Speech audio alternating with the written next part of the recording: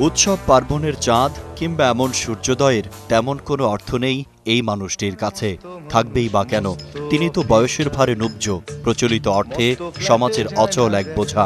তার হাসি আনন্দ যেমন কাউকে উচ্ছ্বসিত করে না, ঠিক তেমনি তার বেদনায় বোধহয় ব্যথিতও হয় না কেউ।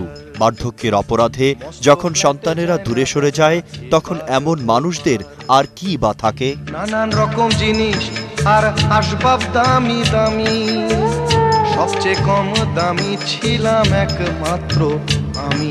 শুধু এই প্রবীণই নয়, তার সতীর্থদের ঈদের দিনের সকালটাও অতি সাদামাটা, পানসে। একটু সেমাই মুড়ি আর দুরাকাত নামাজের মধ্যেই শৃঙ্খলিত তাদের ঈদ আনন্দ।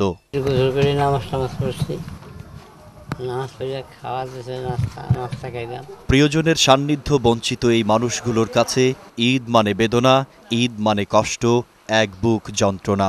আমার কোনো মনে পড়ে না এমন যে স্মরণ করা যায় এরকম কোনো ঈদ আমার জীবনে আসেনি।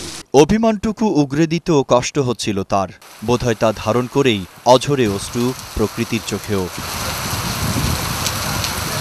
জীবন সায়াহ্নে প্রিয়জন বিচ্ছিন্নতার অনুভূতি এমনই, কিন্তু যারা দূরে ঠেলে রেখেছে অথবা যাদের কারণে এতটা দূরে থাকতে হচ্ছে, সেই সন্তানদের জন্য কোনো অভিসম্পাত নেই এই অগ্রজ আশ্রয়ীদের, বরং নিরন্তর তাদের মঙ্গল কামনা করেই দিন কাটান জন্মদাতারা।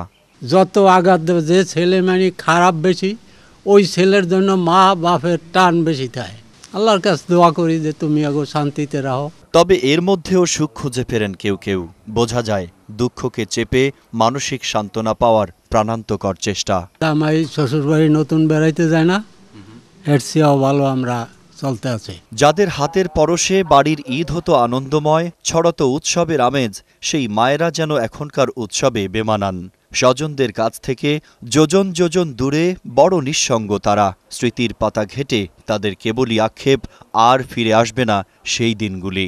নিজে হাতে তৈরি করছি, মানুষের খাওয়াইছে, সেই দিন গেছে আর এই দিন আর মরণের কালে। জীবন বাস্তবতার নামে এসব মেনে নিতে তাদের চোখে হাজারো বিস্ময়। গাজীপুরের এই বয়স্ক পুনর্বাসন কেন্দ্রটির মতো আরও কিছু সেবা প্রতিষ্ঠান এসব মানুষের পাশে না দাঁড়ালে হয়তো মানবিক বিপর্যয় নেমে আসত। জাতিসংঘ বলছে ২০২৫ সাল নাগাদ বিশ্বে বয়স্ক মানুষের সংখ্যা দাঁড়াবে ১২০ কোটি। এই সময়ের মধ্যে বিশ্ব জনসংখ্যার ১৫% বয়স ৬০ বছর ছাড়িয়ে যাবে। যাদের ছাড়া একসময় অচল ছিল সংসারের চাকা, যাদের প্রাণোচ্ছল জীবন সময় ও সমাজকে দিত ভিন্ন এক প্রণোদনা, শুধু বয়সের ভাটার কারণেই কি তারা হয়ে যাবেন সমাজের উচ্ছিষ্ট? আমার ঠিকানা তাই বৃদ্ধাশ্রম।